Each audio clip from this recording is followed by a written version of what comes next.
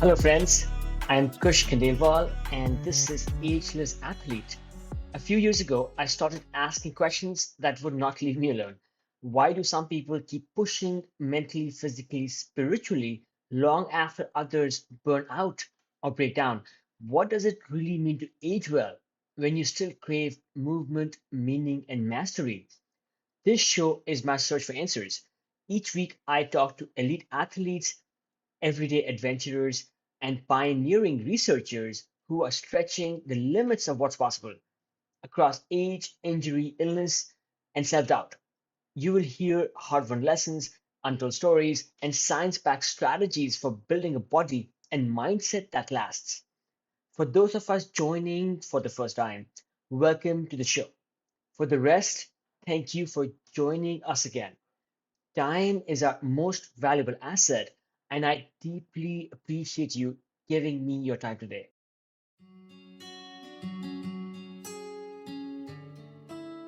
This episode is a guided walkthrough the first half of 2025. Moments from conversations that stayed with me because they captured incredible people making real decisions about how they keep going.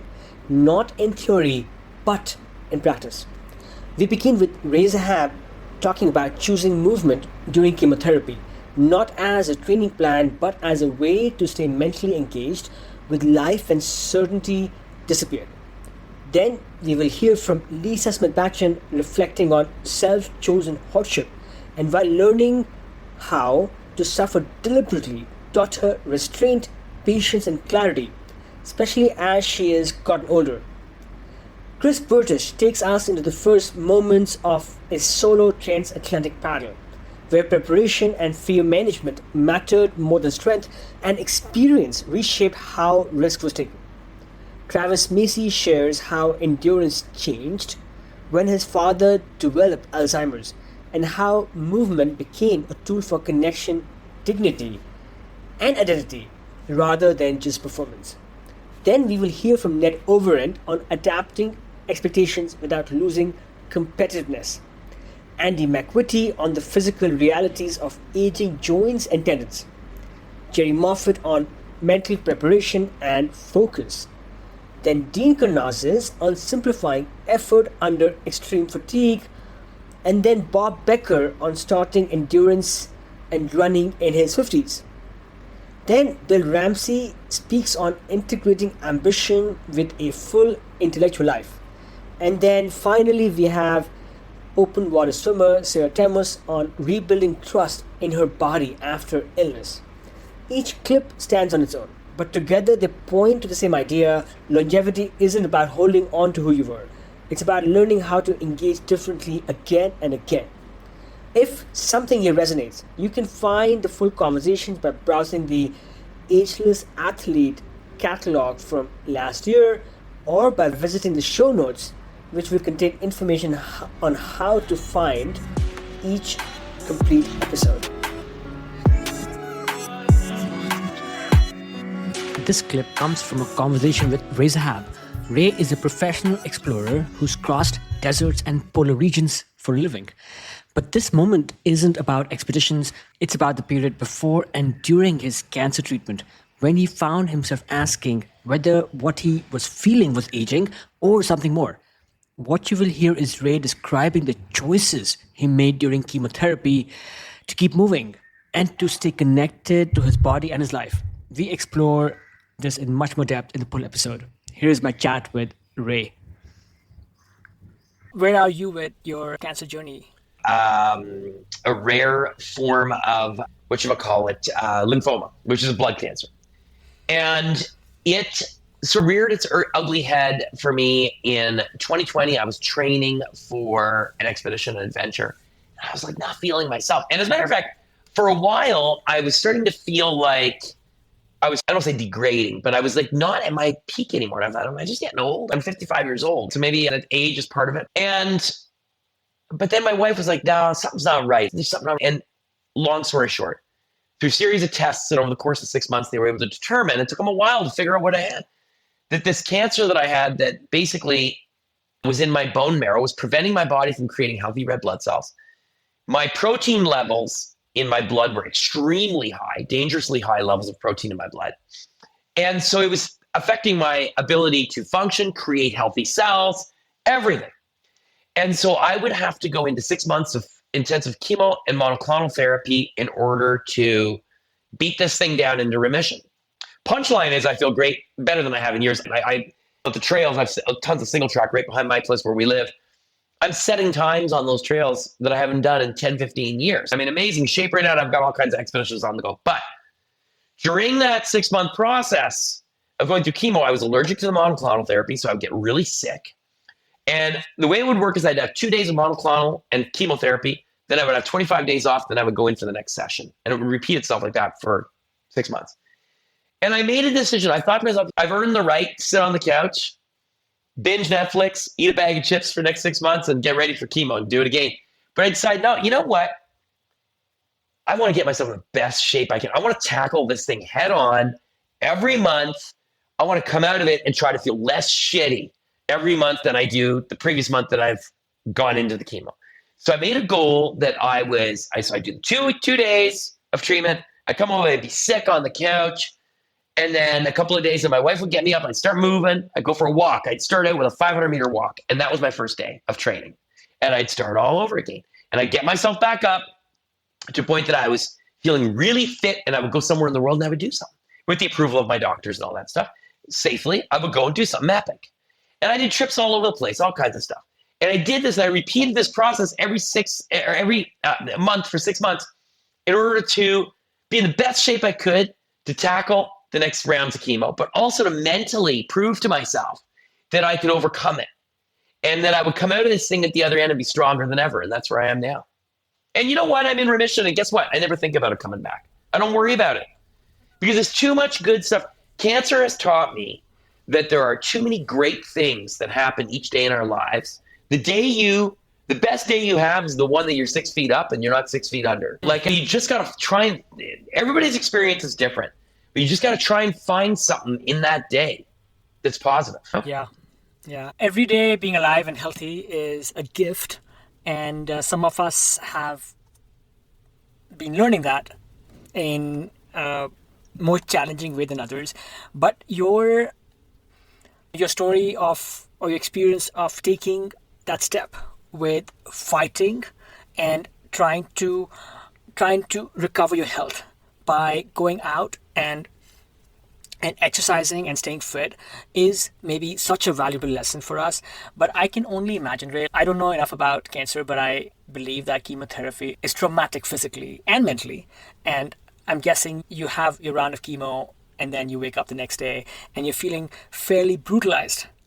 Oh yeah, dude, you're sick as a dog. And then you decide, hey, you know what? I want to make a choice here. I can do Netflix or I can find my running shoes and go out. It seems to me that just both this attitude that you had, which is this attitude allowed you to go and exercise, which changed also your mindset and your positivity. And I think it might have actually helped in your efforts to fight cancer. So tell us about, maybe you went to your doctors for your next round and they're like, oh my goodness, somebody who's going through this tough regimen, you seem that much more alive and positive. So tell us whether this approach you had has been a huge catalyst in helping keep the disease at bay. Yeah, look, I believe that and I've said this before too, the greatest challenges we face in life are 90% mental. The other 10% is all in our heads, right? It's our outlook and it's the way we perceive things is in a large part our reality, right? So I would go in for chemo and I'm in Canada, so in different medical system, but I'm in Canada in this huge waiting room. All these people that are getting chemo for all kinds of various cancers, right? And I go in, I'm waiting my turn. I got the same number you get at the deli. You get your, and I'm waiting for my number. I'm looking up at the screen and I'm looking around me and there's all these people that I'm thinking that person's not going to be alive in another week or two. That person, I could have had it a lot worse. And it dawned on me on one of those, meeting rooms, waiting room visits, that it can always be worse. It can always be worse. For this clip, we move into completely different medium, the ocean. This clip comes from a conversation with Chris Burdish. Chris Burdish paddled solo and unsupported across the Atlantic Ocean for 93 days. What stood out in the episode was beyond just the scale of that journey. It was how methodical and intentional Chris is about fear, preparation, and belief, especially as he's gotten older. In this clip, you will hear him talk about pushing off alone with no safety net and what it actually takes to keep going when survival becomes the daily task. The full episode goes much deeper into visualization, restraint, aging, and how experience changes the way we take risks. Here we go with Chris Burdish.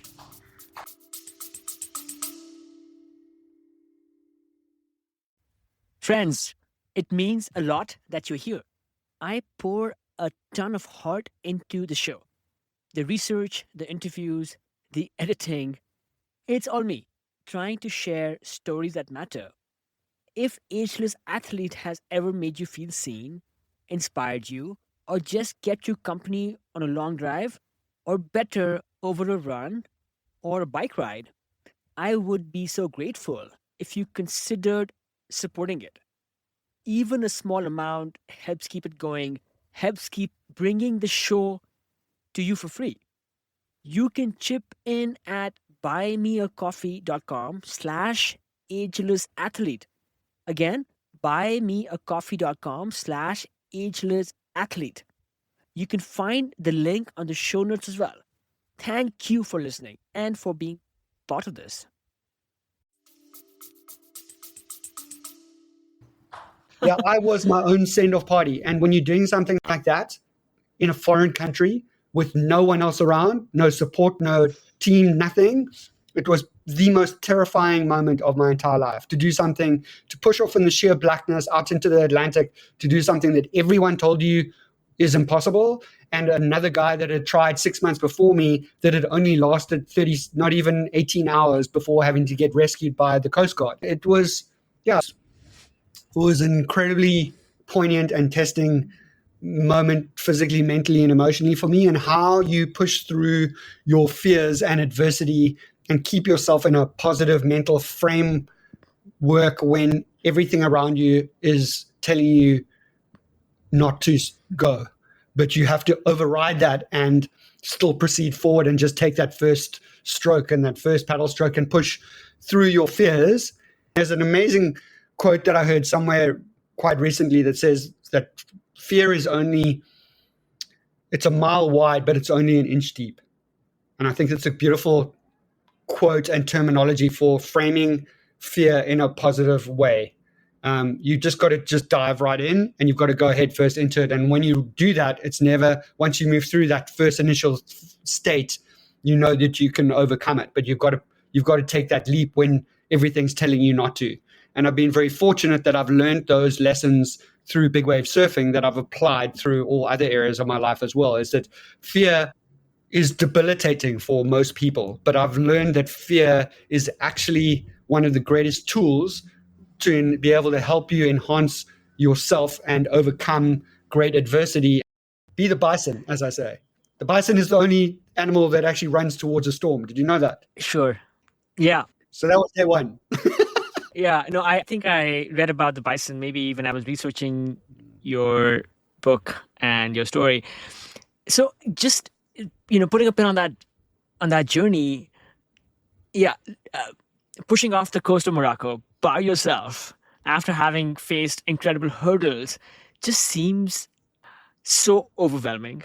Not only did you not survive the first 18 hours, you went on to complete this historic battle.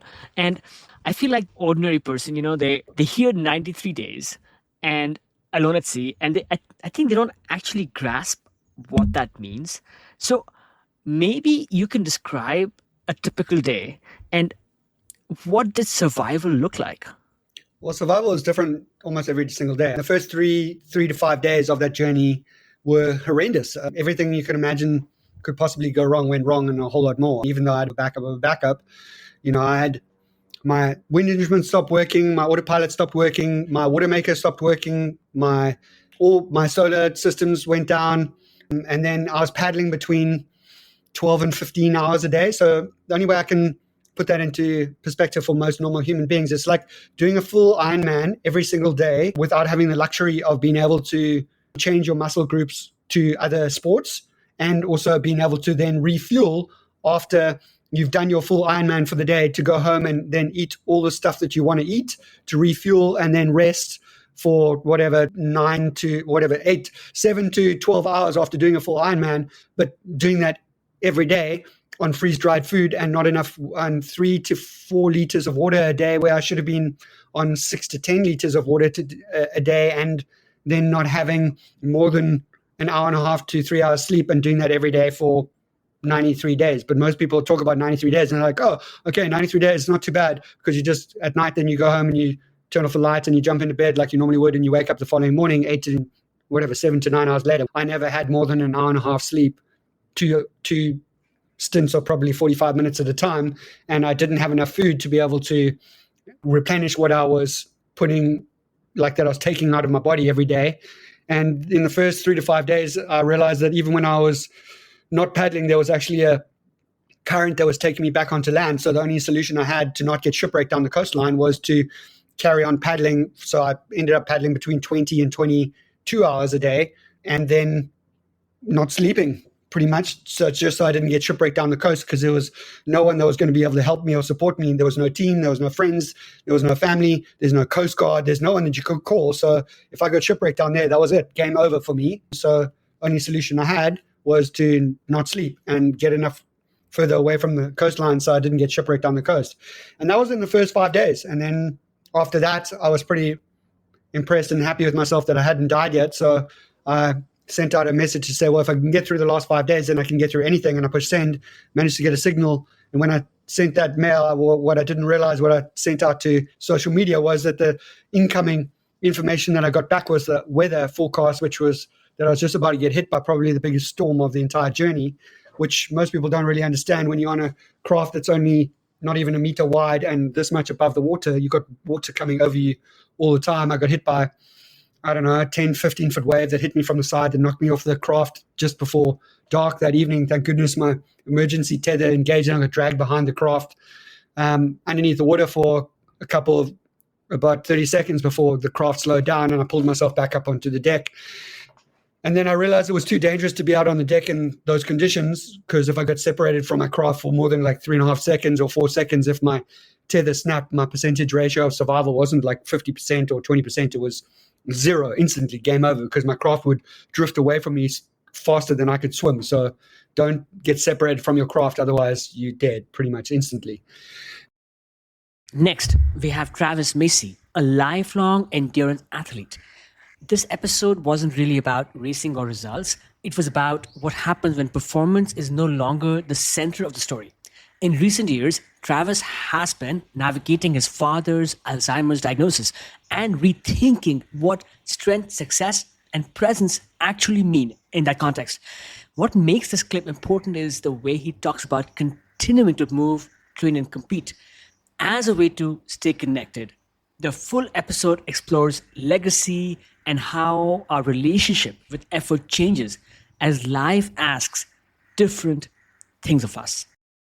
I love Being Mortal by Atul Gawande. Are you familiar with that book? Or I haven't read that book yet. I know of his books. Yes. His main theme is that idea of like, in addition to longevity, quantity of life, like let's emphasize quality, and especially towards the end, or with something like Alzheimer's or with a terminal illness or something, let's try to be clear, or for those of us who have aging parents, like what conversations do we need to have, and that's interesting to say, because, at this point, like having any hypothetical or conversation with my dad, I mean, that's the possibility of that is long gone. Now it's just doing it. But yes, back to your question, has being active outside enhanced his health span? I mean, hell yeah. Like that's number one is human connection. And number two is moving outside. And those things, there's, of course, we don't know, had we not put emphasis on those things, where would the Alzheimer's progression be at? Like there's no way you could know. But I am very certain that wherever he's at today, he's doing a whole lot better physically and psychologically because of, again, number one, the human connection, and number two, being outside and moving. And basically it's like, at least for us over the last, 6+ years, it's been a constant like push up against the boundaries of what's capable, push. And we saw in Fiji, like, man, we pushed that boundary and we got right to the limit. And, luckily no one got hurt. No one, I don't think it was irresponsible to go out and do that race. I could imagine someone with Alzheimer's is doing this. Like, that's crazy. Like, that's not responsible. Well, maybe that's not in their mind, but with me, with my two teammates, with the structure of the race, the safety infrastructure, that felt like an acceptable risk to do something really important that we would never do again. And we've kept doing that. We've kept pushing that boundary, Kush, and it was first he was doing ultra runs, and for a long period of time, it was Dad being out doing his own training, riding the mountain bike, running, trekking, and those things have disappeared step by step. Like, I had to steal my dad's bike, Kush. I had to, it became apparent that physically he could still ride a bike, but he could not stay on the side of the road, and it wasn't safe. And I culminated a visit to my parents' house by taking his bike. And I'm still sad about that. And it was the right choice, so he kept running, he kept trekking, he kept going out. Up until about 3 months ago, he was going out alone, one little spot next to little rural dirt roads, not much traffic. Dad could go out and he'd go up and down this hill. Yeah. And what did that, to your question, what did that provide? Dude, that provides everything. It's like structure to the day. It's purpose. It's excitement. It's routine. It's movement. It's fitness. It's, bone density. It's cardiovascular health. It's autonomy, It's so many things. And we've had to remove, my mom called me and my siblings and she was like, guys, what do you think? I don't think Dad can do this alone anymore. Yeah. And we're like, yeah, probably not. Cause the inevitability of getting lost or getting hit by a car. So okay, well, there goes the autonomy, but we can still do it with him. And my mom does it, it's still that's the plan. And, I call my dad at night. I'm like, Dad, what'd you do today? And I love it. He says, I went running, bud. It's all I got to do, bud. Every day, I just go running. And that's because it's still part of his identity. There's not a whole lot of actual running going on. It could be 10 minutes or it could be 3 hours, depending on the weather or the energy or whatever. But it is still being outside. It's still moving. It's still the fitness, the bone density, all that stuff. And Kush, you can see when he is exercising, and I think research would support this, cognition goes up. He doesn't become some mathematician or something, but his cognition goes up. You can tell he can comprehend more. He can remember more. He'll throw in some random hilarious one-line joke, and you're like, Dad, where the fuck did that come from? And you're like, Dad, where the fuck did that come from? Just out of nowhere. And it's great. It's really important. And how long does it, but then you find the next thing and you keep, I can imagine maybe someone's in memory care. In some of these memory care facilities, they have a great fenced in, kind of outdoor space with walking paths. Man, get people outside, let them walk, let them move, let them do it alone if they want to, and let them do it with someone. Cause that's a great, let them, who cares who it is? Find a person whose hand they can hold and walk circles around this place, and maybe they can't walk. Well, do it in a wheelchair, move outside, however you can do it. For this next clip, we move into a conversation with Ned Overend, somebody who spent decades competing at the highest level in the sport of endurance cycling. What stood out in this episode is how honestly Ned talks about aging, what slows down, what adapts, and what still matters. Ned is not chasing who he used to be, but he's staying engaged, curious, and competitive in new ways. Here we go. So there's a few things that come to mind here. One, you say getting into new sports. There's sports that are fun. And for instance, a sport I might like to try doing is, I love the water. I'm not so sure I could get into surfing, but maybe kiteboarding. There's to go out and experience and give it a chance and learn the sport. Don't be so frustrated. Don't get frustrated so easy. And do it in a way that gradually get into the sport, get some instruction on it. When I had to learn to swim, trying to teach yourself to swim, that's not the best way to go about it. Swimming is so technical, you have to get some expertise, have somebody evaluate your swim stroke. You can't just, because you're an accomplished athlete and you've got a lot of fitness, you just can't get in the pool and figure out swimming. So I had to get some guys to examine my stroke and work with me on improving my swimming. So I think if you're getting into a new sport, and I think if someone is going to they're not mountain biking now, get some instruction on mountain biking. Don't just cry and go figure it out, because it's going to be frustrating if you fall off or you're slow, and more dangerous if you're not careful. At least, look at videos on YouTube and read about it. So I would advise people when they get into a new sport to get into it more gradually and learn about it and be open to it and things like that. Now, another thing that I think we touched on, and it's something that I've been really good at, is not holding back because of my age, because of the number. Okay? Because it's so easy, and I've done it myself. I can remember a group ride starting in the spring. We do these once a week group rides in Durango, with some really strong athletes. And I remember doing a group ride in the spring. I think I was 50 and just getting my ass kicked by riders that the year before I could hang with, when I was doing much better in that ride. And I remember coming into my mind as well, okay, you're 50. This is age is what's doing this to you. When it's easy to use that as an excuse. And fortunately, I awakened to the fact, no, I'm not going to accept that. I'm going to, in spite of just getting my ass kicked, I'm going to believe that I can still improve, and that it's not just age, and age is not going to hold me back. And it's interesting, it happened recently. I did a gravel race in Ukiah last month, 50 miles, 6,000 feet of climbing. I had been in Arizona for a month before that, so I had put in, I was training, focused on this event, and I performed poorly in that event for what my expectations were. And granted, my expectations were too high, but I signed up as a pro. There was 35 pro elite racers in it. I was 19th out of 35, but I feel I'm capable of doing better than that. Now, I didn't prove it. The only way to know if I'm capable of doing better than that in the next event, finishing in a higher percentage of the pro field, is if I actually do it. So I had to come away from that event thinking, okay, you're going to be 70, maybe this is the new reality. And the truth is, it may be the reality, but I've got to get rid of that way of thinking if I'm going to find out if it's going to be different and I'm capable of doing more than that.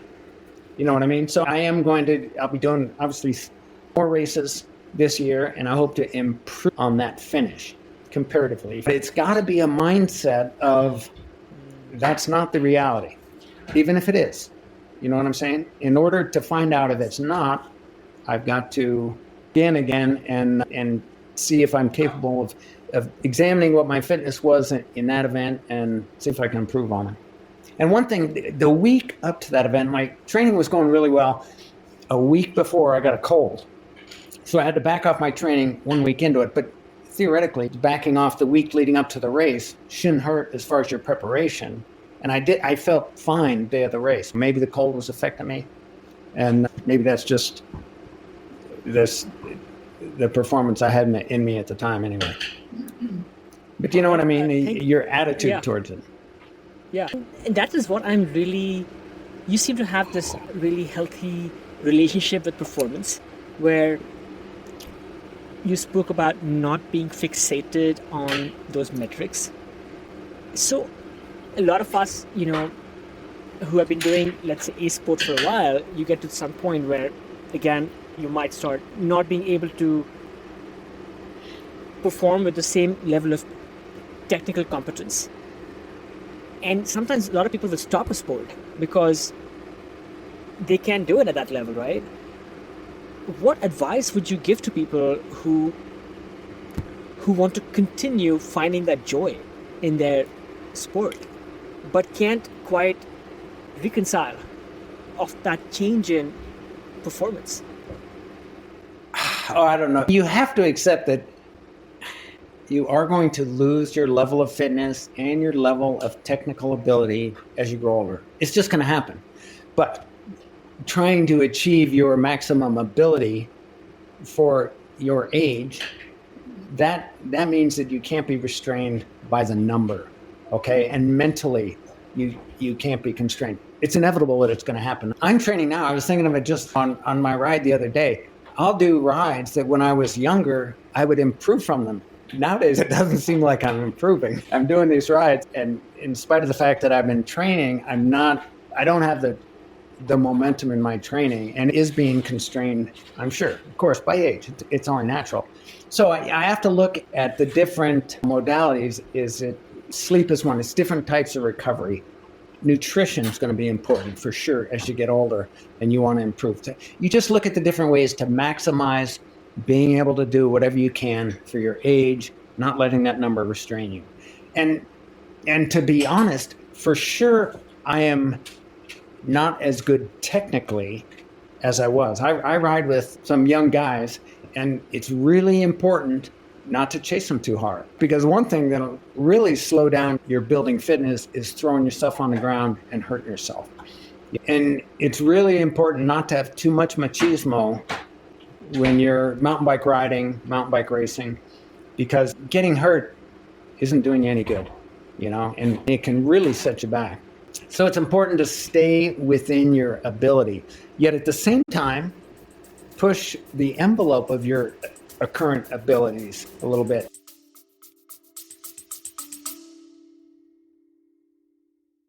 Hello, friends. Just a quick break. This is not an ad. If you have been enjoying these conversations, I would love for you to subscribe to my newsletter.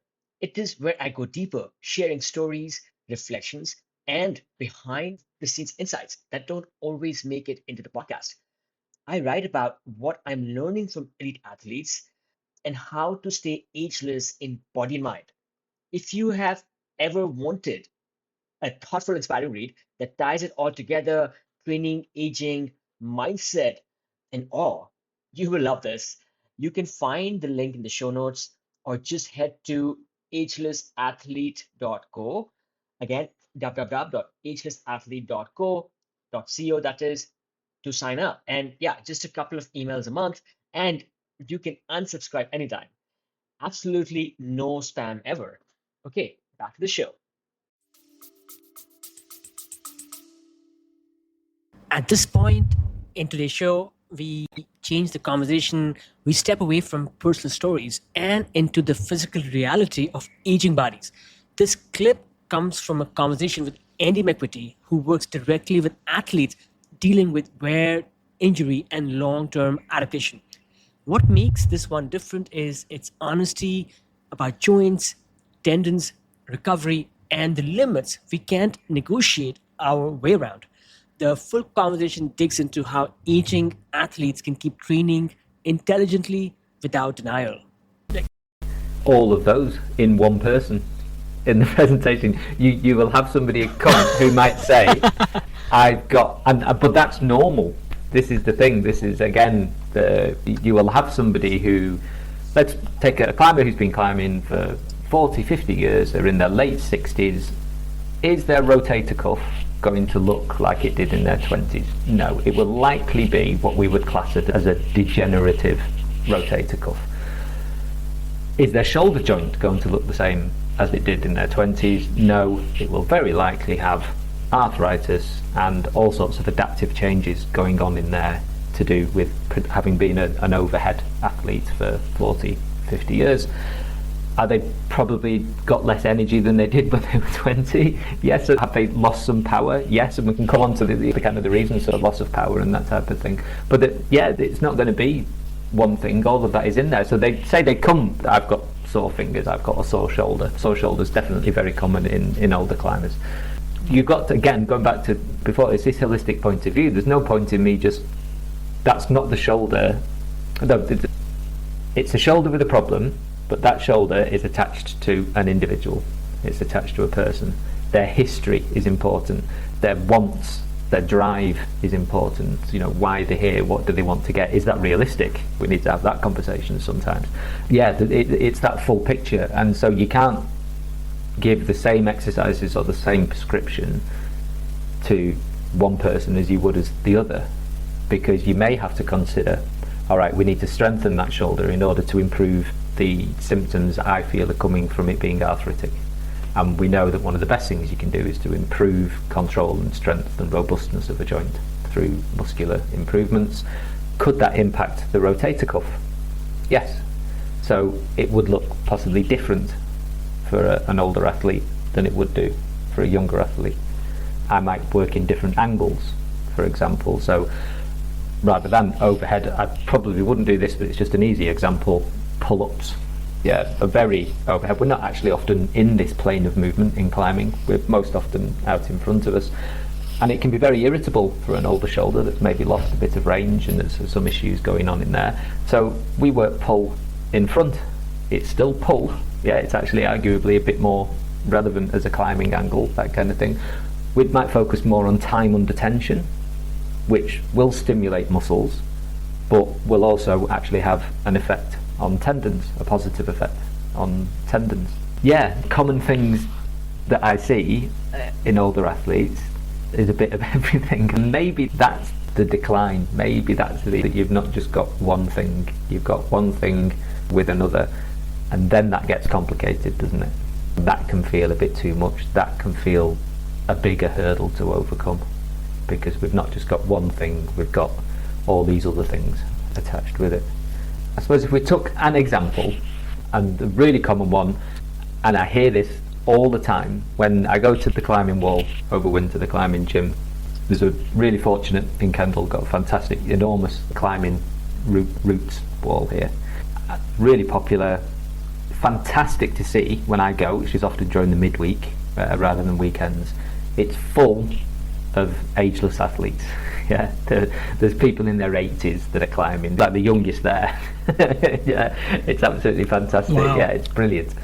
But I'm at Belaying away, whatever, and I can hear the pair next to me, and they're just listing all the things that they can't do. They just, the conversation is all around, oh yeah, I've had to stop doing that now. I can't do this anymore, and I can't do that.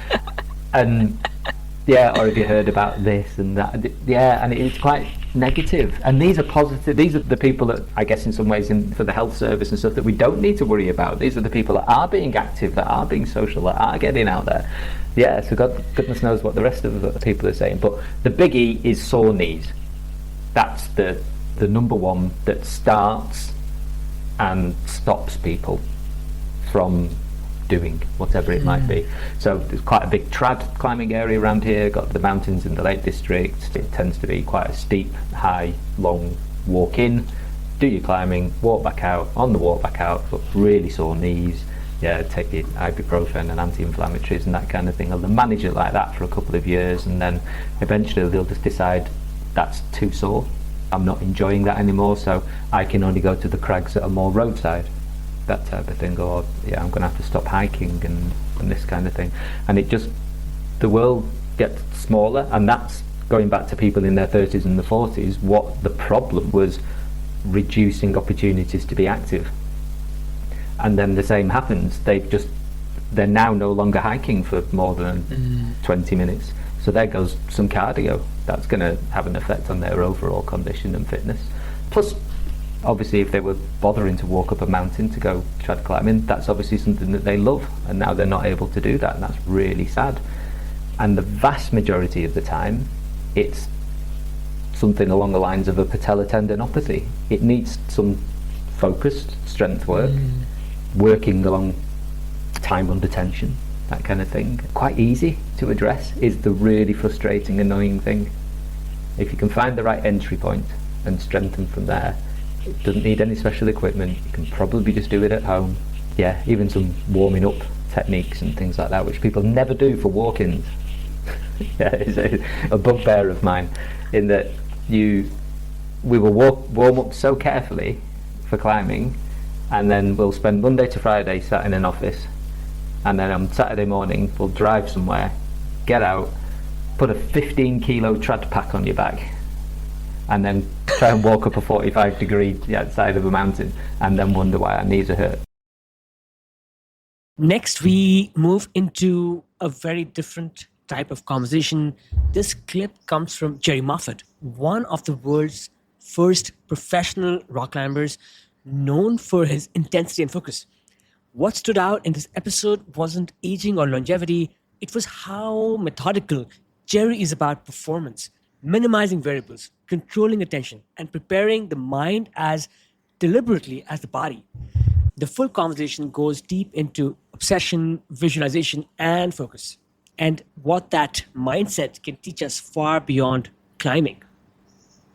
You on-sided, did that route first try, without knowing what the route was like, without any prior pre-inspection, Jerry. You on-sided that route. So talk to us a little bit about... I can tell you about I can tell you how the mindset. So 6 months before, I met a guy called Randy Vogel, who had written the guidebook for Joshua Tree. He came to England. I was 19. I'd not been to America yet. He'd never heard of me. And I said to him, what about this route, Equinox? I really want to go to Joshua Tree and try Equinox. And he said to me, he was a good friend of Bacca's, he said, forget it. There's no way you're going to do Equinox. I said, you cut your fingers to shreds. It took John Bacca 3 days to top rope it. You've got no chance. That's what he said. So then I was like, I really got to do this route. Back then, did I think it was not conceivable? I'd have been happy if I'd done it in 2 days. But then when I went to Joshua Tree, I was there for 3 months. I became a very good friend of John Bacca, and I did a lot of climbing with John. He saw me climbing, and he was the one who gave me the idea to try and on-site it. Without him, I don't think I'd have tried to on-site it. But he said to me one day, you know what, I think you could on-site Equinox. So then I had it as a goal to on-site Equinox. So then I spent over a month just training to do Equinox. There's some boulder problems there with finger jams, so I'd be doing these boulder problems up and down and reversing them all on these finger jams. I was doing rope ladders, traversing, I was eating a fantastic diet. In all my life, I don't think I've ever peaked for a climb better than when I did Equinox. I was so fired up. It was before half friends were made, so the smallest size you could get was a number 1. John Bacca lent me a half friend, so I had this one friend I could put in the crack. And I can remember leading it. I climbed up, reversed down, shook out, then I went up a little bit more, put some wires in, got to a little shakeout. I remember thinking, should I put the half friend in? I thought, no, I'll save it. And I was so psyched and so fired up, I just ran it out, put one nut in, I just went for it, ran it out. And I reckon if they'd stacked another Equinox on top, I think I'd have done that as well. I didn't feel pumped, and I absolutely cruised it. I pissed up it. I felt so good, but I was so psyched up and ready for it and so fit. I think I'd had 2 rest days before. On my rest days, I was doing probably 10. I was just climbing all day on easy routes, so I'd do soloing loads of 5s, 8s and 5s, 7s. So I was doing loads and loads of easy mileage. And then my training days, I was doing ladders, pull-ups, dead hangs, traversing, bouldering, crack climbing. So back then there wasn't anywhere to train better. It was before climbing walls and anything like that. So I was really fired up for that route. And it was a big thing for me. And John was there with his camera. He documented it and got some great photos. So it was a special day to go there with John Bacca and have him take photos of you. It was really good, and he was very generous to encourage me to do that. Jerry, was that one of those rare days you would break from tradition of drinking tea and perhaps go to the local bar, Joshua Tree, and grab some pints? No, I never drank alcohol. If I had money, I would have, but I never had the money. I never had them or go to a restaurant or anything. We were on such a shoestring. It was pre-sponsorship, pre-sponsored climbing. We absolutely lived on a shoestring. But I never drank alcohol then. If somebody gave me a beer, I'd have had it. But I can honestly remember never going to the shop and buying a can of beer. It was way too expensive. You wouldn't even have a meal in a restaurant. Or you might have a coffee because it was free refills. and that was pretty incredible. But that was about it. Yeah, no, so you put an incredible amount of really comprehensive preparation for this route. Like, you saw the route, you were inspired, you talked to others, it like lit this fire in you, and you put all this time at Joshua Tree preparing for it. When you went to the route, you were physically completely ready. At the same time, you also had the mental state to be able to execute. Yeah. And I think this is something that perhaps separates, let's say, the very, very top climbers from the rest of us, where, we do all of the same things, but then when we get to the climb itself, we may choke, right? We may either, be in that balance between focus versus expectation, we might like lose that balance. And maybe that's also something that you talk about in your book, Mastermind. Yeah. The whole mental. Yeah. So talk to us, Jerry, a little bit about the mental side of the preparation, where you would get to this route and you would do it. And I would also love for you to maybe compare, contrast, whatnot, with similar techniques that you've studied in other top climbers. When I went to Equinox, for one, John Backer told me he thought I could on-site it. So I've got somebody who says, I think you can on-site that. So I know it's possible because John Backer's told me and he's done it. So then I can start to visualize it and think of myself on-siting it, because he thinks it and he thinks that he can do it. So then I think it, and then I thought about it. So when I was at the bottom of the route, I truly believed that I could on-site it. I didn't know whether I was or not, but I knew that I was in the best shape of my life. I knew that I had a good chance of doing it.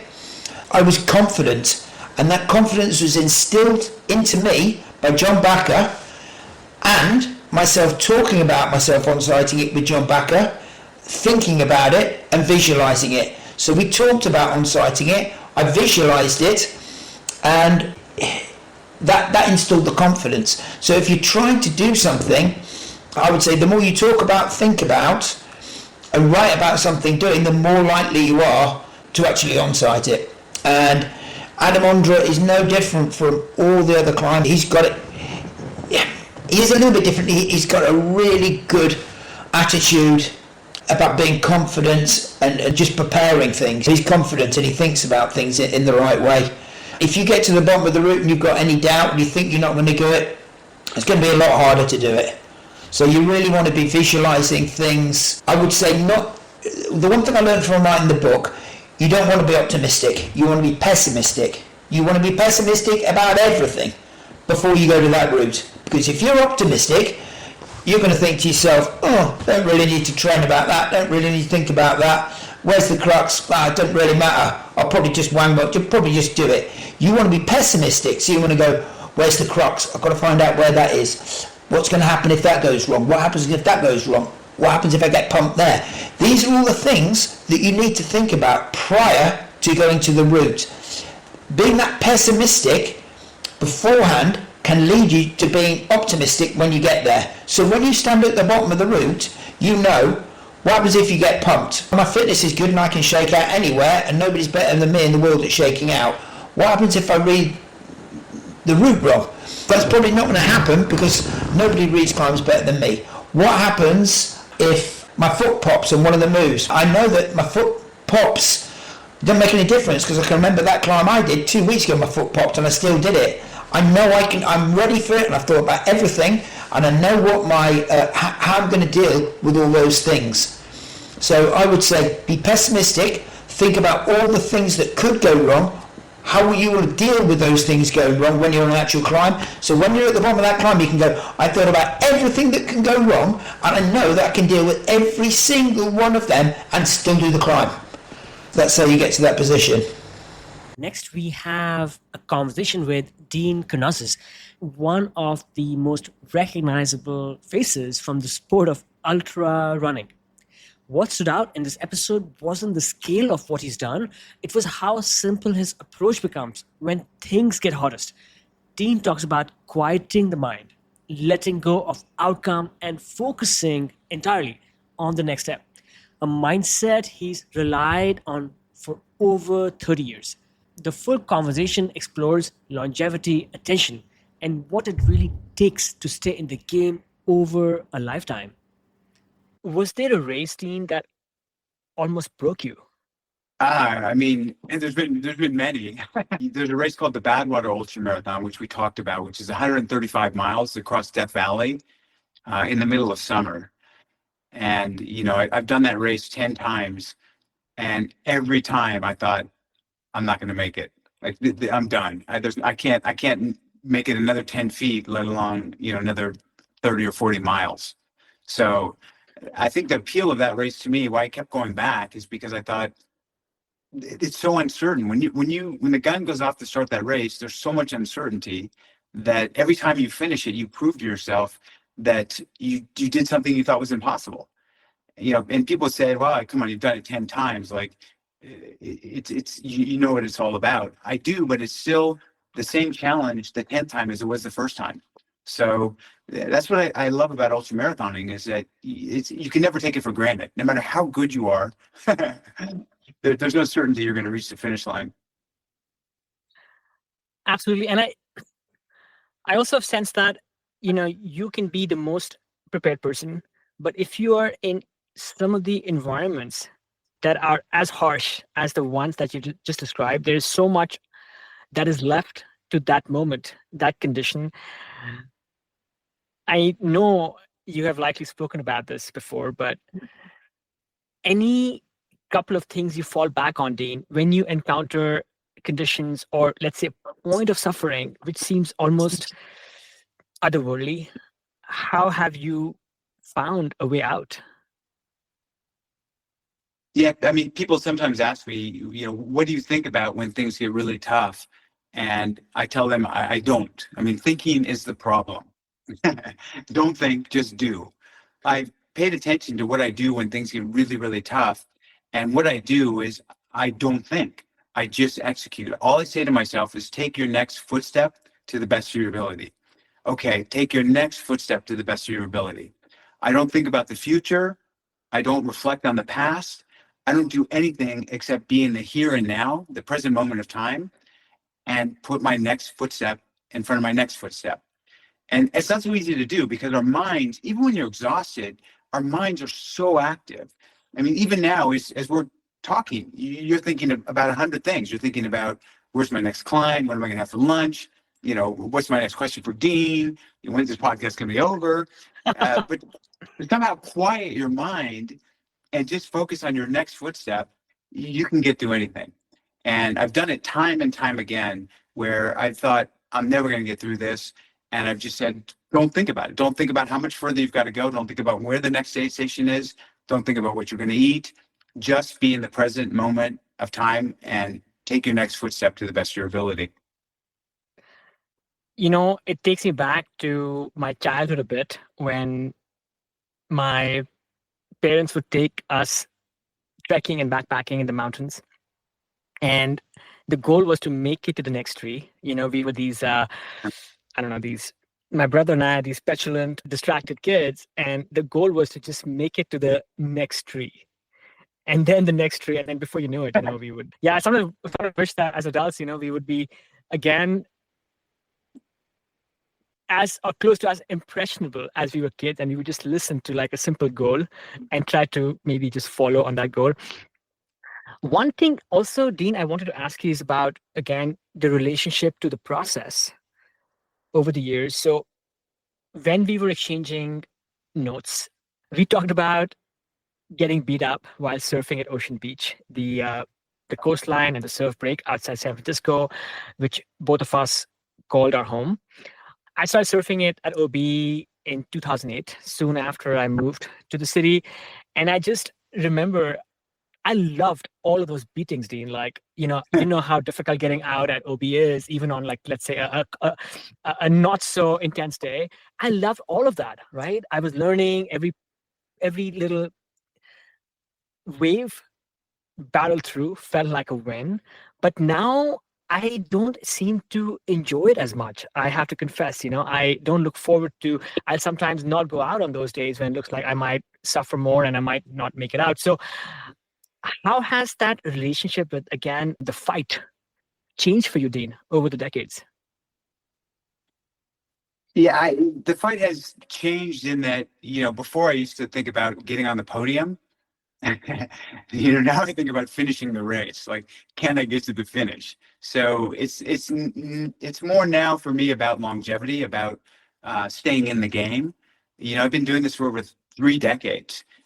How many people do you know that have been professional athletes for 3 decades? It's unheard of. I mean, there's not a professional basketball player, you know, baseball player, whatever. I mean, there's guys, Tom Brady, right? He's been doing it for what, 12 years, 13 years, which is phenomenal. I mean, I've been ultra marathoning for over 30 years and I'm still doing it. So now, my challenge is just, can you persist? Can you keep doing this for another 20 years? Let's see how long you can go. And if you look at runners, it typically there's two things that happen. There's people that are really great when they're young, and then that's it. They can't run anymore. They burn out, or they get osteoarthritis, or that whatever. And then there's people that start late in life and they set like incredible age records. People like 75, running a sub 4-hour marathon. But there's rarely someone that's lasted for so long that's still kind of at the top of their game. So, I'm trying to see how long this streak can last, and trying to, stay in the game for another 3 decades. Next, we hear from Bob Becker. Bob, at the age of 82, last year became the oldest person to complete the 135-mile Badwater ultramarathon, the one that we have spoken about earlier in this episode a couple of times. But yes, he did it at 82. And what makes Bob's story special is that he did not start running until his late 50s. Bob talks about curiosity, saying yes before he feels ready, and how effort later in life becomes less about proving something and more about staying open to what's next. This full conversation is a reminder that endurance doesn't have an expiration date. Is there something about the sport that is revealing to you about yourself that you didn't already know? Part of it is recognizing when I do something that is, at least for me, a little bit on the extraordinary side, is that, yeah, I can do that. I can set a goal, look a little bigger than maybe to most people would make sense, and be able to accomplish it.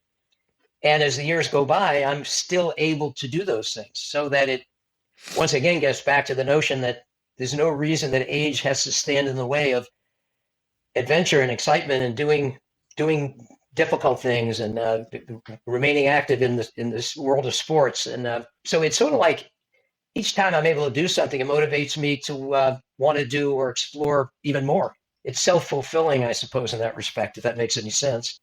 When I select a difficult race, something that most people would think doesn't make a whole lot of sense for somebody my age, or maybe it doesn't make any sense at all. Why would somebody run 100 miles or whatever it is?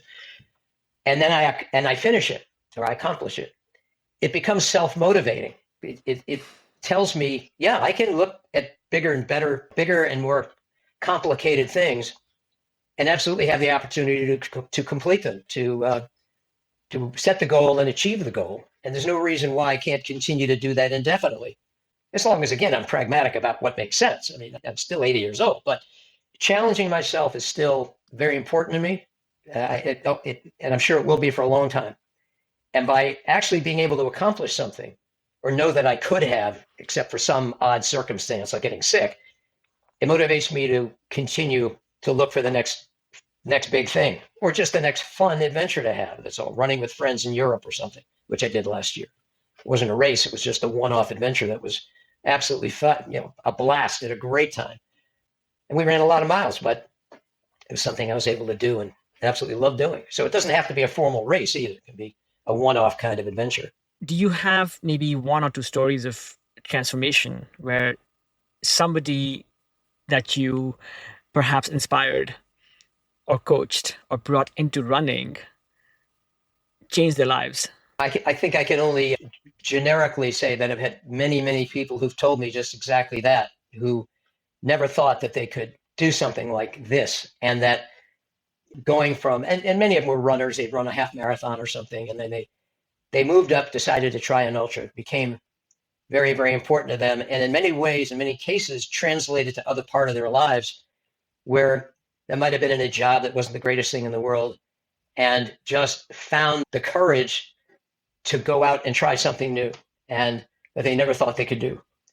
So I'm not trying in any way to say that this is the case broadly, but for more people than I could ever imagine, it not only has meant a new and exciting sport for them, but in some ways major other changes in their lives that they learned they could try and give a shot, and it might work.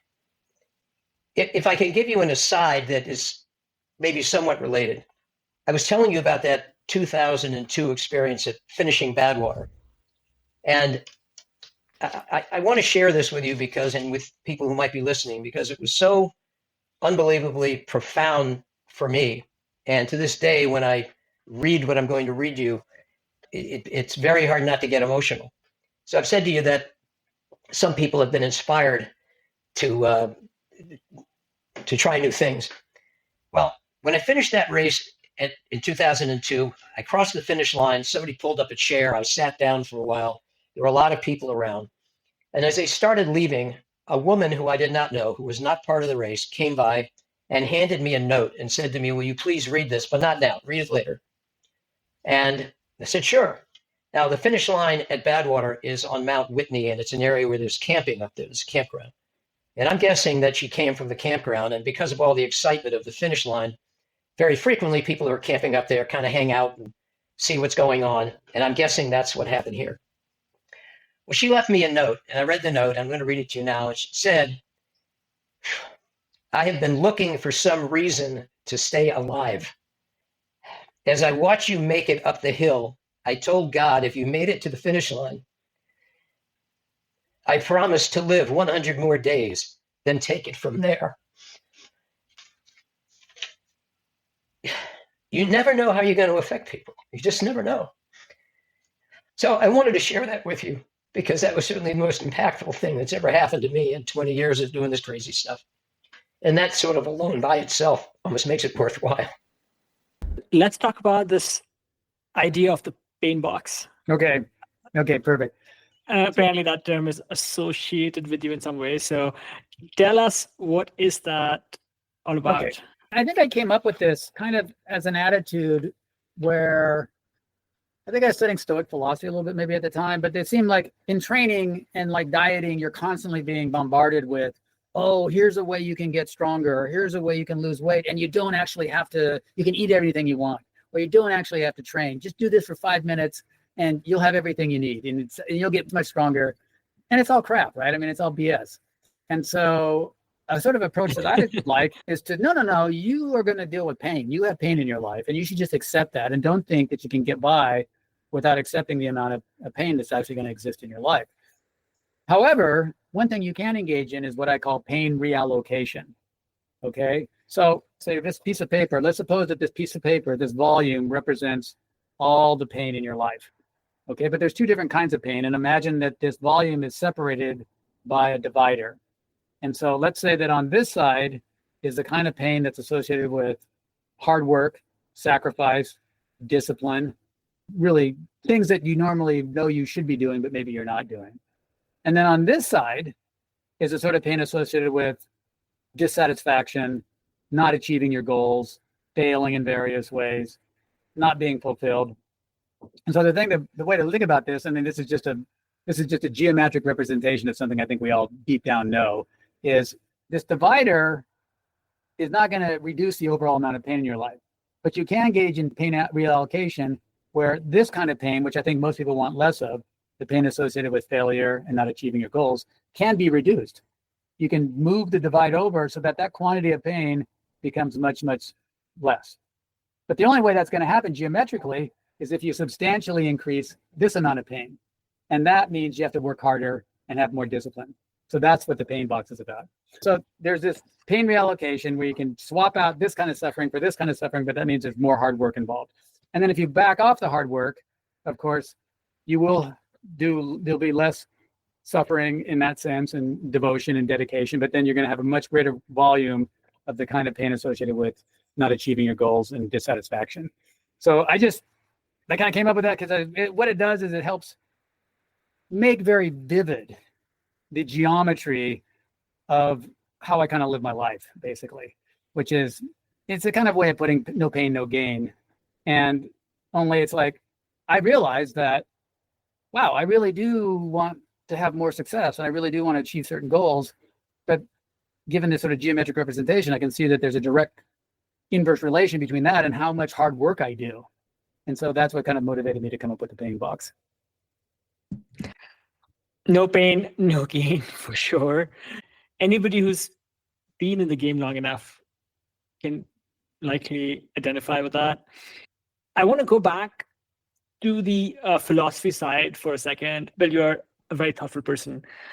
Is there a philosophical idea or framework that's helped you push through some of that, again, pain or failure? Or you talked about, I guess, stoicism for a second there. Is there something like that that's kind of helped you frame that? I mean, Forward? There's maybe my interpretation of stoicism, but whenever I talk to somebody who really knows stoicism, they're like, "Oh, no, that's way too much of an oversimplification," and that's kind of a pop philosophy perspective. I mean, I don't know. I do feel like there is a kind of ideological commitment that I have there that goes all the way back to when I was a little boy. And I know my father once told me this. I grew up on a cattle ranch, but the bottom line is that he's like, you need to accept that nothing comes easy, but if you work hard, it will come. And that's the difference, is working hard. And I think as a kid, I came to appreciate that I wasn't a really terribly good athlete. In most sports, it seems like other kids are better, just naturally gifted athletes. But I then came to appreciate that I did have a kind of gift where I could outperform other kids just by being tougher than them, frankly, and working harder and trying harder. And I could do that. That was the one thing I could do. Psychologically, I was tougher than them and I could work harder than they were. When I was in high school, we had this thing called the Marine Corps physical fitness test. And it was pretty grueling. I mean, it was a lot of, you had to do 100 sit-ups in 2 minutes, and then you had to do 60 push-ups and pull-ups for like 30. And you only had like a few minutes in between each event.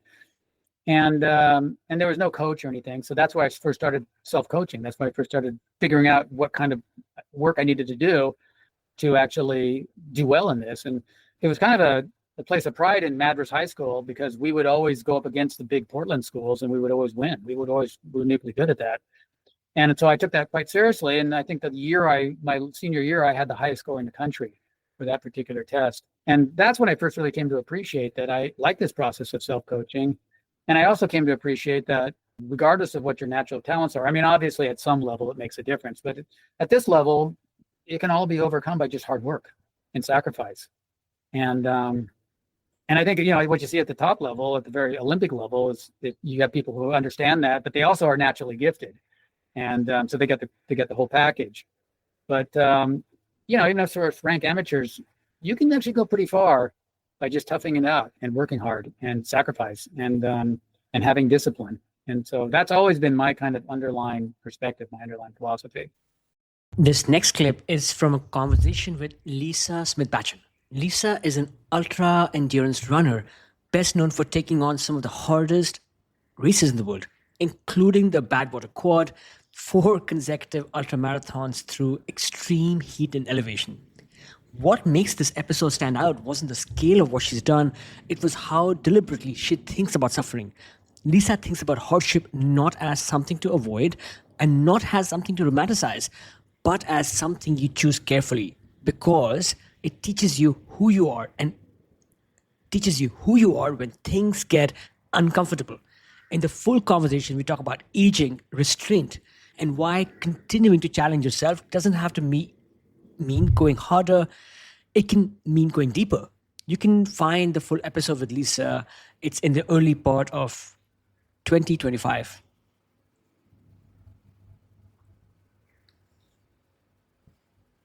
I heard you being described, or maybe self-described, as a peaceful warrior. And I find that phrase so compelling. So yeah, is that true? Do you call yourself a peaceful warrior? I think I became a peaceful warrior. I don't think that I started out as one. I think it's a growth process of, I feel like I did the Badwater Quad. I don't know if you know that is, back and forth 4 times across Death Valley. And I felt such a transformation in my own life and in myself, where I gained such great wisdom. where the peace was truly like I felt like I was being a warrior because it was very difficult and very challenging event for myself to do. But I also felt immense peace with just moving methodically and the learning, the wisdom.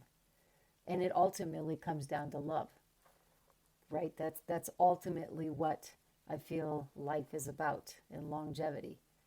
They kind of go together, love and longevity, longevity and love.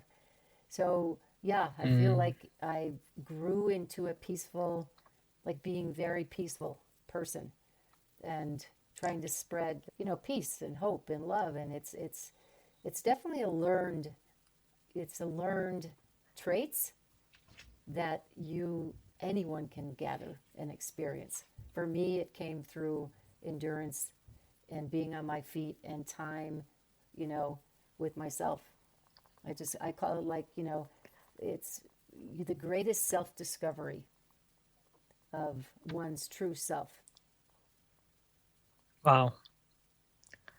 Yeah, no, that term, it suggests like calmness, but then also like strength. So it's this duality that I love. So it came about over your learnings, and maybe it struck home after you completed this, let's say, mythical crossing, this race, which is, yeah, maybe for a second, describe to us this I don't know, this history making run that you did, and then how did this run then eventually lead to you learning this about yourself? Well, it wasn't a race. I call these like, journeys of self-discovery. Really, I don't race anymore. I haven't raced for quite a while. I feel like I did enough racing and it became where I just love to create and do my own. And, I certainly admire and appreciate anybody who does want to race because it is so worth it for sure. I'm not putting that past, and, don't say that I had said you shouldn't race. But the Badwater Quad was definitely one of the hardest physical things I ever did myself, where you start at the lowest point in Death Valley, which is minus 282 feet below sea level. You travel on foot across Death Valley to the summit of Mount Whitney, which is 146 miles. And so Mount Whitney's over 14,000 feet. And you go from the lowest to the highest to the lowest, and then you repeat it again. And that I'm still the only woman who's ever, done it or finished it or accomplished it. I'm really proud of that. Just because I know how hard it was. It was really, really hard, and I hope other women get out there and do it. I know one has tried and almost, and we can continually try. It doesn't matter what your age is. You might go a little slower, but who cares, right? So during that whole process, it was over 10 days, like 11 days. You just beat, every obstacle known in your path, from sandstorms to extreme heat and darkness and hallucinations and just so much that you go through as a personal choice, Yeah, you're suffering, but that's by choice. I'm not suffering like somebody who's very sick. I'm suffering at my own choice, my own will. And you really learn to dig deep on how you're going to improve that. How are you going to improve that for yourself and keep going? Part of the learning to embrace your pain or your willingness to continue really comes from within. And you have to find a way to dig deep to allow that to happen. Lisa, yeah, that's it. Almost 600 miles from like the lowest points to the highest points of the US. They seem, let's say, unfathomable to a lot of us, including me, who is not a runner. I'm going to be a devil's advocate for a second here and ask you like a slightly contrarian question, which is, in this world we live in, there is suffering widespread, undesired suffering at a huge scale, right? All kinds of suffering that is out there that people want to get out of. The suffering that you went through was self-inflicted. So what is the point of that? The point of it, that's a very good question. The point of it is truly to embrace oneself. Really, you're learning so much about yourself and about life and about other people and your surroundings and obstacles that are thrown in your path and how to work through them. I feel like it's helped me immensely in other areas of my life, realizing that we're so much stronger than we think we are. We're so much more capable than we think we are. We're all like big balls of clay that can be molded. I mean, you can be molded one way or the other. The way that you're molding your big ball of clay yourself is up to you. I feel like it's when write my books, it's when I do all these things. I haven't written any books yet, but I've certainly written them in my head, in my mind. The core of challenging ourselves, I think that we are all meant to do that. And it doesn't have to be physically. It does not have to be a physical challenge. There are all kinds of ways to challenge yourself through knitting, through sewing, or, there's whatever it is that you choose to challenge yourself to do. I want to read 100 books in a year or whatever it is. I mean, put your whole self into it and hold yourself accountable, because the only person that is you. You make your decision. I made my decision that that's what I wanted to do. For that, I did it. I raised money for clean water wells. I called it a project, bad water for good water. So when I put a purpose behind it with some passion, there's always a greater sense of the suffering changes. When I think of somebody who's holding a glass of dirty brown water and that's all they have to drink, that breaks my heart. Mm-hmm. If I can do something physically with my being an athlete to help others, that helps the suffering, because they're suffering a whole lot worse than I am. Mine's temporary. At the end of the 11 days, I got to sit down and the suffering is gone. It's gone, because not only you work through it, sure, you might be sore and your feet might hurt and you might be tired, but at the end of the day, you're sleeping on a bed and eating good food and drinking clean water. And it's really kind of put it in perspective to me. I'll just tell you when I did the last mile, okay, I had 1 mile left to go, and it was exhausting. I wasn't ready to finish. I wanted to keep going. I wanted to keep going because I thought, like, geez, I felt so at peace with like just moving on my feet. My good friend Vincent, who was on my crew, brought me a bottle of water and said, I think this will be enough to get you to the finish. I mean, it's 125 degrees. And this will be enough. I want you to take this mile and go by yourself. You're going downhill to Badwater Basin, minus 282, feet. And I'm so emotional, and we had just found out that somebody had died out there in Death Valley, walking out into the desert because he didn't have enough water. So here I am walking with this bottle of water, moving to the finish of this 586 miles, thinking that this bottle of water was my lifeline. This bottle of water, like the whole process, the whole sense of all of it came down to that bottle of water and the gift of clean water. And if I didn't have that water, there's no way I could have done what I did. So it just like sensible, like thinking like, wow, this peace came over me of how fortunate we are to have clean water. And that bottle of water could have saved that guy's life. It was I know it's hard to understand, but it was so emotional for me to think of like putting that all together. Next, our focus widens. This clip comes from a conversation with Bob Babbitt, who spent decades at the center of endurance sport, not as a competitor, but as a connector. What makes this episode stand out is Bob's perspective on ability, dignity, and what sport can offer when performance is no longer the point. Through his work with adaptive athletes, he's seen firsthand how movement can restore identity, purpose, and independence. The full conversation explores community, inclusion, and why sport still matters, especially as we age.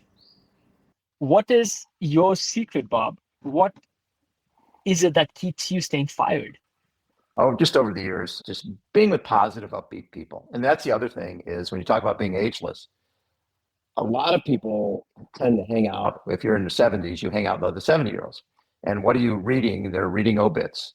They're talking about medication, right? But if you're going to events and there's 30-year-olds there and all you're talking about is your PRs and how to get faster, you get younger. You hang with young people. That to me is the best thing. And with competitor, we sold that a couple of times. Sold it in '08 and sold it in 12. And then I started Breakfast with Bob, our YouTube show in 2010-ish, and kept getting just rebranded everything under that.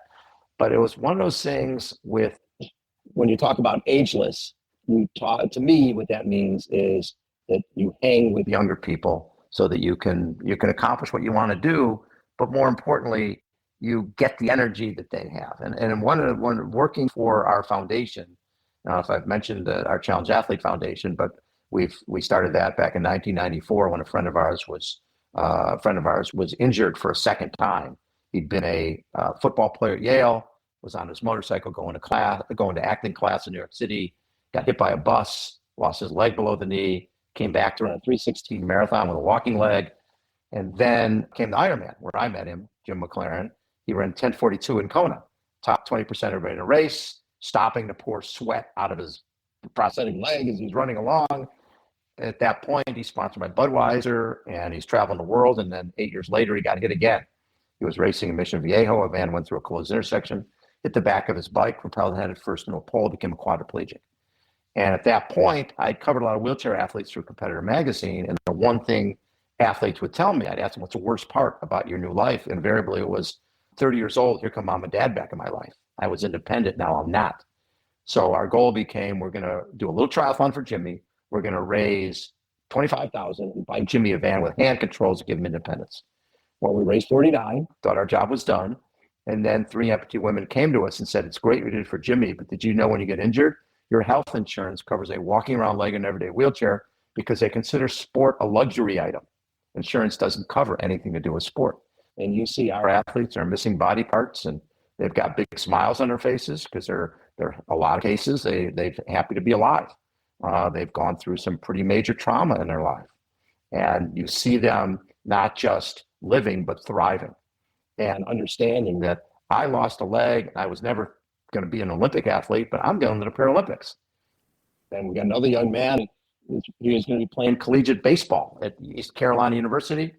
Was in a tubing accident, lost his leg below the knee, and had to have his leg amputated. And his night before the operation, when the leg amputated, he says, "Dad, what does this mean?" Dad says, "Well, Parker, it means you'll never play baseball again." And then mom steps in and goes, "Don't be telling our son what he can't do." And then Parker's saying, "But mom, no baseball player with a prosthetic leg has played Division I baseball."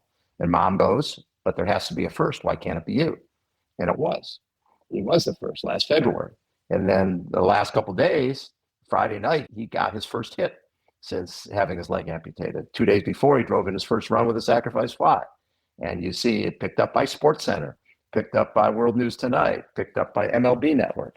And you're just seeing these kids changing lives because then other kids in their families are coming out to watch them play who are also missing a leg and are seeing him play baseball. So if he's playing baseball, why can't they play baseball? So, you think about the minutia that a lot of us deal with first world problems, and then you see the happiness that kids who have real issues are dealing with. Every time, if you have a prosthetic leg or missing an arm or in a wheelchair, every time you leave the house, the spotlight is on you. always. You don't blend. And you either embrace it or you shrink from it. And watching our kids embrace it has been the greatest gift of all. So badass, Bob.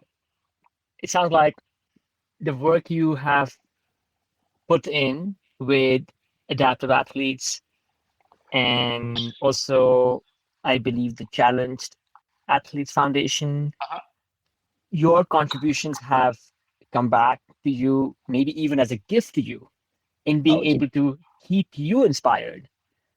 Every day. So fantastic. I want to ask you, you have spent a lifetime around endurance athletes, the best pros to everyday grinders. Right. What have you learned about longevity? Any hard-won strategies, any surprising things you have learned about not just staying fit, but staying hungry and fulfilled as we age? Yeah, it's interesting because I think with what I've seen lately in triathlon is, a lot of you guys who move on, Sebastian Kienle and Jan Frodeno, when they retire, it's like, well, what's next? It's almost like a professional athlete. It's not almost. It is a professional athlete, but it's almost like, your professional soccer players, professional baseball players, all those guys, your career is basically over by 40. Very few even get that long. So that's your life. That's been your life goal. What's next? And seeing our athletes getting into CrossFit and getting into totally different. Like Ryan Hall was a 2:04:58 marathoner and was skinny as a rail. And between 2007 and 2011, he ran 9 or 10 marathons, all of them under 2:12. And then he was done. He was fried. And now he's doing all these cool adventures. He's become like a bodybuilder, not a bodybuilder, but he's a very large human being. We covered a thing he did a few years ago where he was wanted to run a mile. And every quarter, he would stop and do weights. And then he would do another quarter and do weights, another quarter and do it. So the whole idea was, could he run a sub 5-minute mile doing lifting every quarter mile? And it was really wild. And he did. I forget how much he lifted, but it was a lot. It was a freaking ton. But he says, like, as a competitor, if somebody's a competitor and they're a runner, a triathlete, a rock climber, whatever it be, they're going to eventually move into something else and bring that same competitive nature with them. Next, we have our final clip, which is we go into the world of open water swimming. This clip is from a conversation with Sarah Thomas, whose relationship with endurance was reshaped after cancer and then rebuilt stroke by stroke. What stood out in this episode wasn't the distance she swam. Yes, she did become the first person to swim across the English Channel 4 times. She made history. But then in this one, we talk about patience that she brings to suffering, staying present, letting the water set the terms, and learning how to begin again in a changed body. The full conversation goes deeper into recovery, identity, and what it means to trust yourself over long stretches of uncertainty. Yeah, this was a life that you had pre-diagnosis, and then that life ended once you got this. Yeah, it sounds like a very difficult time. What was your relationship to swimming at that time? And then at what point, Sarah, I think all of us, I'm just fascinated that you didn't retreat. You kind of doubled down.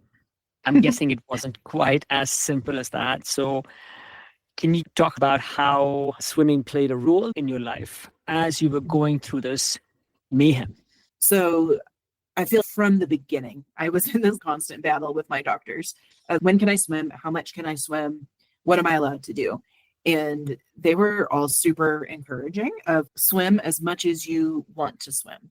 And so I swam quite a bit through chemo. I wasn't setting records. I wasn't doing anything crazy, but it made me feel better in so many ways. I mean, top of the line, emotionally, it made me feel better because I could put on a swim cap and just go swim laps in the pool and nobody would know what was going on with me, right? And it was a moment of peace where I could feel like I was myself and I didn't have to answer questions. I didn't look funny. I could go and be me in a way that I couldn't do when I was not in the pool. And so swimming through, especially during chemo, was this huge blessing where I could truly find peace. I could put my swim cap on, go for a swim. I was anonymous. No one knew what was going on unless they were a friend. Since I didn't have to think about cancer, I could swim. And I don't know truly what I would have done without being able to at least have, an hour a few times a week where I could step away from the chaos and go to where it was familiar and peaceful and calm. A core memory is the first swim that I was able to get in after I'd gone through some of my initial biopsies and tests. I had to be out of the water for 8 weeks from being poked and prodded and having a port placed and all of that. So I had to kind of step away. And then by the time I was able to get back in, I'd already been doing chemo for about a month. I had already lost all my hair. And I was terrified as to what it was going to feel like to get back in the water. I actually had a couple friends come meet me because I was really scared to go to the pool. And then I remembered kind of slipping into the water and standing there for a moment before pushing off the wall and just swimming. And I made it about half the length. And then I felt the weight of everything kind of drop off. And it was, oh, I still know how to float. And I hadn't even realized that I was afraid that I wouldn't even be able to swim anymore. And realizing I still float was this turning point moment of all of it where I'm going to be okay because no matter what, I still float. And so I swam not very long and I was exhausted after probably 30 minutes.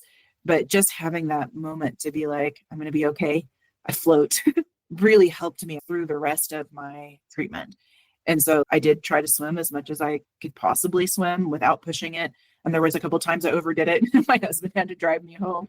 So I kind of learned some limits and boundaries about what my body was capable of. But my doctors and nurses were pretty confident that just how active I stayed during chemo actually really helped me manage all the chemo symptoms. So I wasn't super duper sick. I had pretty decent energy levels. Obviously it's chemo and you feel like garbage, but I think swimming really helped me just because I was in such a better emotional state than if I had just dropped everything out. So I swam as much as I could during chemo. It was a little more tricky after my surgery. And then when we got into radiation, because I had terrible burns, but as I'm progressing through my cancer treatments, I start to talk to my doctors. Hey, I have a really big swim planned in September of 2019, right? So we're in the middle of 2018 when I'm going through my treatments. I've got this big swim and it's going to take place in about 18 months. And do you think I'll be able to do this? And they're looking at me. I am a psycho, right? They're like, what? You have cancer. And I couldn't put it out of my mind, right? Because as I got through chemo, my body responded really well to chemo. It shrunk the tumor to nothing. So when they did my surgery, they could tell that chemo had knocked it all out. So when I had finished chemo in May of 2018, a pretty good sense that I was going to be okay, right? I still had a long way to go with treatment, but now I can start thinking about the future a little bit more. And that's where I think having this swimming goal out there helped push me through, because I'll say I did 25 rounds of radiation, 5 weeks of radiation, and it made me sicker than chemo did. And I am pretty certain that if I hadn't had big plans and goals for the future, I might have just have given into it. And so, I'm talking to my doctors. We definitely made surgical decisions based off of my upcoming swimming goals. My doctors were amazing. They worked with me so much because they could see that this woman is insane and she needs this as I'm progressing. So I finished my radiation treatment in late August of 2018. 2 weeks after I finished radiation, I got the all clear from my surgeon because I had terrible burns in my armpit. But I got the all clear from my surgeon to do that 10K race that I had started with. And so people were like, Sarah, you're not ready to swim a 10K yet. And I'm like, I kind of have to. And so it was this full circle moment where it's my very first big marathon swim that changed my life. And now I'm coming back to it 2 weeks after I'm finishing cancer treatment. And it was slow. It was the slowest time I'd ever done on that course. And it didn't even matter because it was just my moment to be like, all right, I win. Cancer tried to destroy me, but this is my moment to be like, I got it, right? I can still be me. I can still do this. I have a long way to go, but I win. Cancer didn't beat me. And so there's a picture of me walking out of the water at the end of that swim, and I've got my arms over my head. And that moment in my life is probably just as impactful as that very first swim 11 years prior, where swimming has just, to go back to, is it my identity? Yeah, swimming has just carried me. There's so many hard moments of my life, and it's just always been there in whatever form it can give me, right? I don't have to be the fastest or the strongest or anything. I can just be free in the water and just enjoying the feeling of floating. Without swimming, I don't know how my cancer treatment would have gone. It really did propel me forward and give me the mental strength, I think, to keep moving and keep focused on the future. And then kind of to progress the story more than you maybe asked, it was about 2 or 3 days after I finished that swim, my English Channel boat captain emailed me, because you have to pay a deposit for a swim a year in advance. He'd been following me on Facebook. He knew what I had gone through. And so he's sending me this email, and he was like, young lady, which is so flattering because I was not feeling like a young lady at that time. His email is, young lady, I hate to ask you this. I know what you've been going through, but are you still planning to come next year? And I think it took me all of an hour to really, am I going to be ready? I have a year. I literally have a year. I just finished cancer treatment weeks ago. I still have burns. Am I going to be ready for this monumental challenge?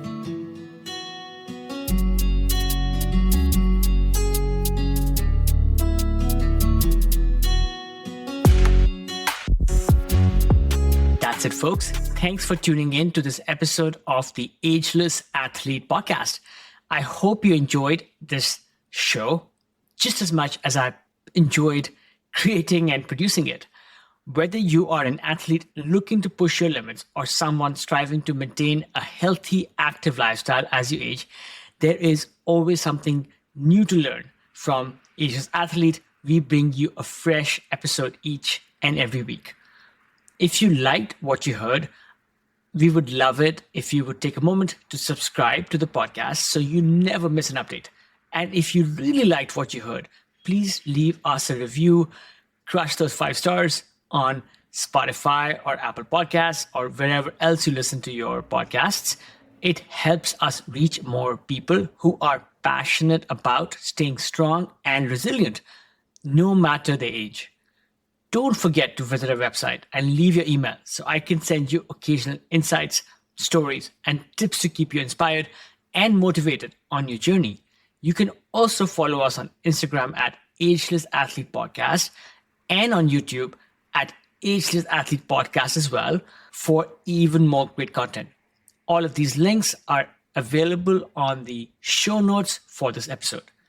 This show is entirely produced by me, Kush Khandelwal, based out of California with the help of my trusted adventure pup Roger. Until next time, keep challenging yourself. Keep pushing those limits. Stay mentally and physically fit. Continue doing what you love to do. And my friends, stay ageless.